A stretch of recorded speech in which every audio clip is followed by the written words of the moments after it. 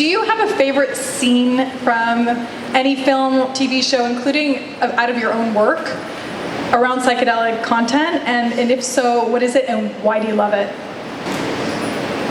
For the most entertaining or favorite scenes, I'd say, pretty much all of Fear and Loathing. I think there's some gold in there.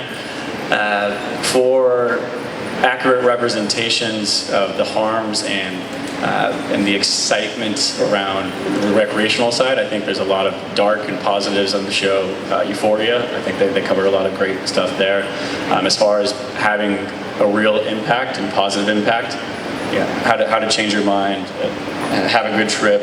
These are all, we're in the medical community, and since the doctors aren't educated primarily in psychiatry about the benefits of this type of treatment, it's the media has been a huge influence of educating people of the benefits of these kinds of treatments, and then them going to their doctors, or them finding the research, and then finding the doctors that are working with it. So, hats off to all the incredible work that you guys are doing, and thank you. I'm curious what inspired each of you to create the content that you did for the public, and how you have experienced the impact. Are you happy with the outcomes?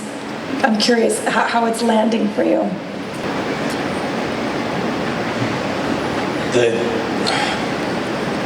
One person commits suicide every 40 seconds.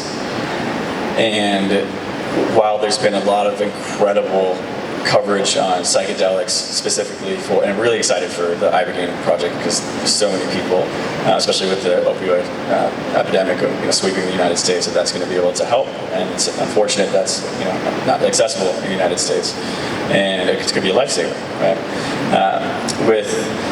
There's been a lot of great stories told about the different types of modalities and psychedelics that can help different things, but when it comes to addressing particularly suicidal ideation or suicidal thoughts with teenagers or people that have attempted suicide, or people that have been through years and years of trying everything. I go to church, I've taken every medication, I've tried every therapy, but are scared to try this type of thing.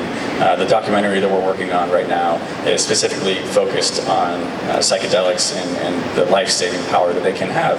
While these molecules aren't right for everybody, the people that it is right for, and specifically for suicide, and ketamine therapy is something that we're personally very attached to, and really excited to be able to tell that story, and hopefully some people will relate to it and come to their doctors, and especially with teenagers.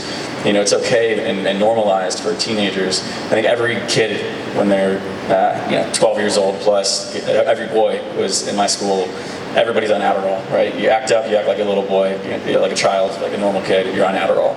And years and years of Adderall, then that can turn into other things, which can turn into SSRIs, benzos, and all these things are normal for teenagers. But you talk about somebody's parent that says they have a suicidal teenager, and they're scared, terrified about what could happen, and you say, well, let's talk about ketamine therapy for your teenager. And every medical professional in the room that isn't educated about it is like, that sounds reckless, but it's okay to give these children all these other things. So we're really excited to shine a light and have a thoughtful conversation about that, what's going on in that world. What kind of responsibility do you take on, or do you think we need to take on, in such a nuanced landscape where there is both light and shadow? Looking at as a whole, there's so many incredible stories being told, but dosage and responsible use, and the differences between recreational or spiritual journeys and clinical use. So responsibly, I don't know the best way to narrate that in stories, but understanding the importance of dosage, how this much of the substance might change your life, and this much of it might kill you, right? These substances can be as therapeutic as they are harmful, so making sure that and unfortunately we live in the age of the internet.